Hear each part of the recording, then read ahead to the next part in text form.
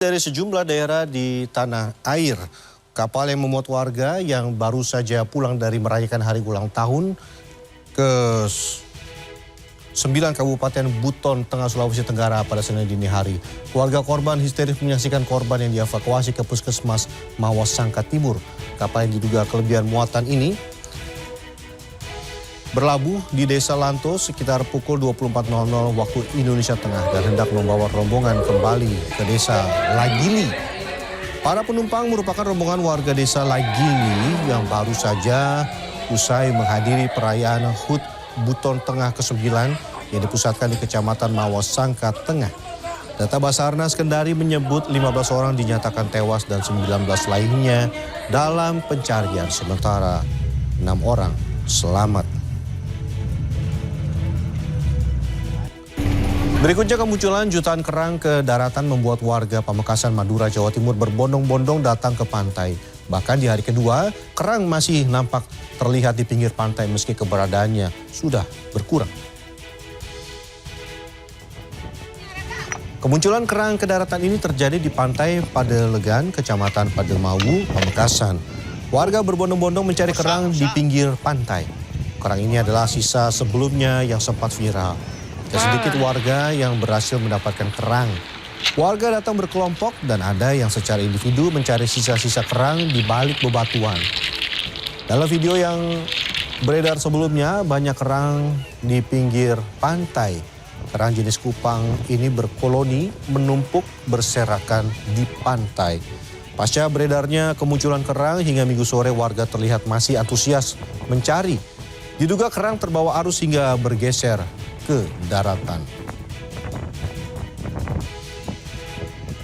Di Magelang, Jawa Tengah, ribuan umat Buddha melakukan kirap dalam rangkaian Hari Raya Asada dari Candi Mendut menuju Candi Borobudur dengan berjalan kaki.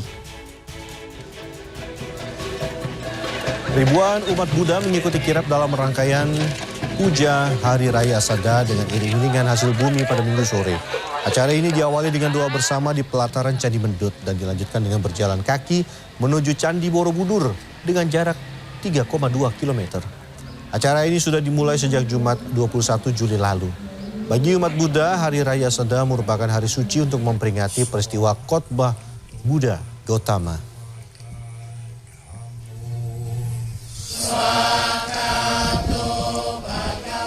Nyaris 3 pekan sejak status laporan naik menjadi penyidikan, nama Panji Gumilang, pimpinan pesantren Al Zaitun, belum juga ditahan alias belum ada penetapan tersangka dari kepolisian. Kapolri Jenderal Listio Sigit Prabowo menegaskan penetapan tersangka akan disampaikan di waktu yang tepat.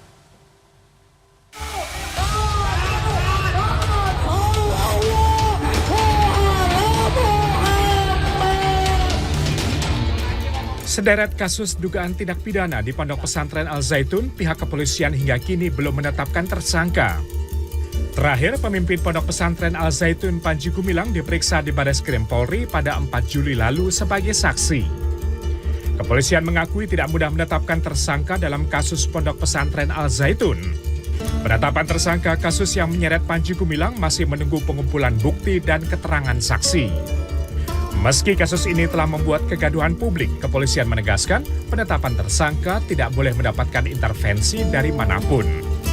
Kapolri Jenderal Listio Sigit Prabowo menyatakan penetapan tersangka dugaan tindak pidana di pesantren Al Zaitun hanya persoalan teknis dan akan disampaikan pada waktu yang tepat.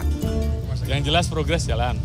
Ya, masalah penetapan tentunya itu kan sangat teknis, jadi nanti semuanya akan kita sampaikan pada saatnya. Tapi semua yang jelas progres jalan. Sejauh ini hanya laporan dugaan penodaan agama yang statusnya naik penyidikan yang berarti akan ada penetapan tersangka. Status penyidikan kasus ini diumumkan 3 Juli lalu.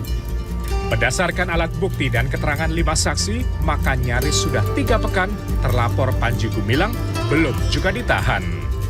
Sementara rentetan dugaan kasus pidana lainnya seperti tindak pidana penyalahgunaan zakat, korupsi dana bos, hingga tindak pidana pencucian uang statusnya masih dalam penyelidikan. Tim Liputan CNN Indonesia.